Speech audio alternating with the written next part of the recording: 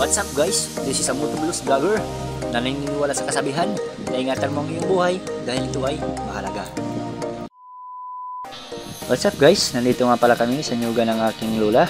Kami po ay magagawa ng kulungan ng manok na kukulungan ng broiler. So ayan guys, gumagawa kami dyan ng aking papa. Nagpatulong na nga pala ako dyan para mapabilis yung aking gawa.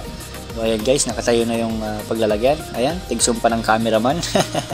Maraming salamat sa cameraman. Alam naman, pogi yung kinameraman mo eh.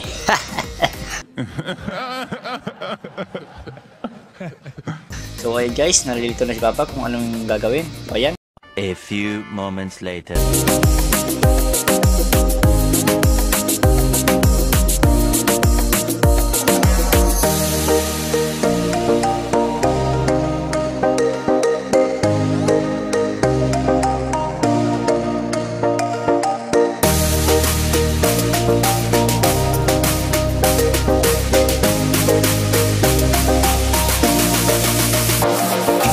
Six and a half hours later.